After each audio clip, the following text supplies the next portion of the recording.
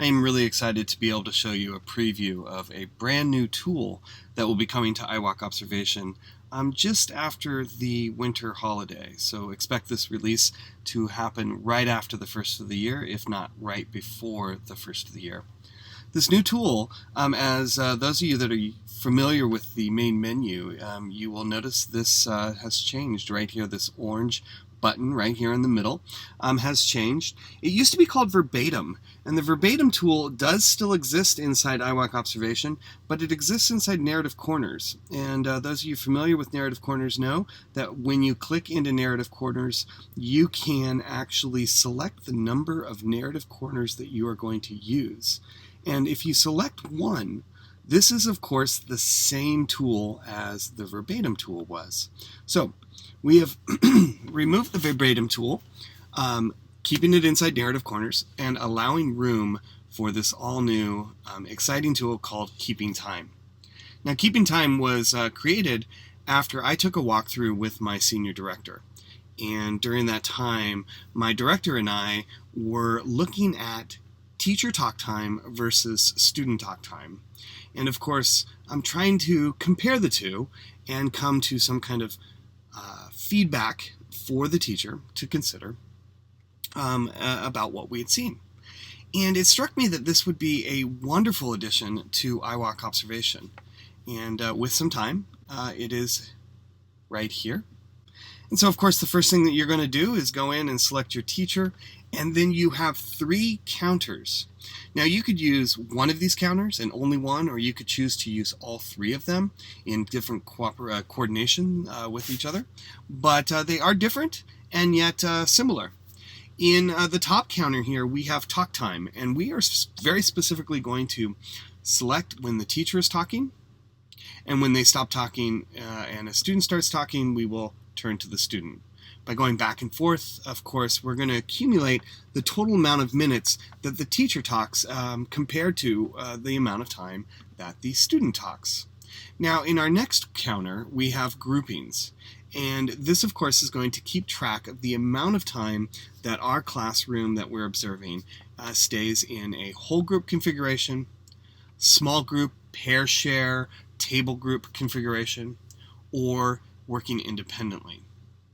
And this will create some really dynamic feedback when we are talking with our teachers about their instruction, and especially if we are sitting in a classroom observing for a length of time beyond 5 minutes, we can really get some interesting data here that will allow our teachers to reflect on their instruction and reflect on best practices.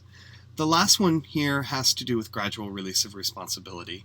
And I have put it in an I do, we do, you do dialogue, but of course the I do, direct instruction, we do, modeling, and you do, student independent time of work. Now, in some ways, this gradual release has a little similarity to the grouping, but we also realize that groups do not always represent a gradual release of responsibility. So again, you can use these counters together, or you could choose to use one over the other. Of course, along the way, I would be taking some narrative notes about what I'm seeing. I might even throw in a timestamp now and then to explain what I'm seeing at that time. And when I'm ready to send this, we can take a preview to see that the tool is going to capture the number of minutes and it's going to summarize. So first thing it's going to say is that during my visit I used these tools. In this case I only used the teacher-student talk time. And then it'll summarize that tool and give the teachers a percentage amount of time that they were talking versus the students were talking, or a percentage amount of time that you were in small whole group or independence, or the amount of time that it took for you to provide direct instruction, to release the students into modeling situations, or into independent practice. So, like I said, Keeping Time is a new tool. I should note that Keeping Time will be immediately available for all of those with a subscription license to iWalkObservation. Keeping Time is not available for the legacy license individuals, like the Goals module. If you have a license that was purchased prior to August 1st, 2016, you will want to upgrade to the subscription service in order to be using Keeping Time. All of the original tools, of course, will remain the same and remain intact. All right, so that's a quick preview. I hope you enjoy. I hope you're looking forward to this new tool. I know that I'm looking forward to getting it out there. And like I said, you can definitely expect it on or directly after the first of the year. All right, thanks so much. And if you have any questions, please give me a ring, send me an email, kevinc@iWalkObservation.com. Thanks so much.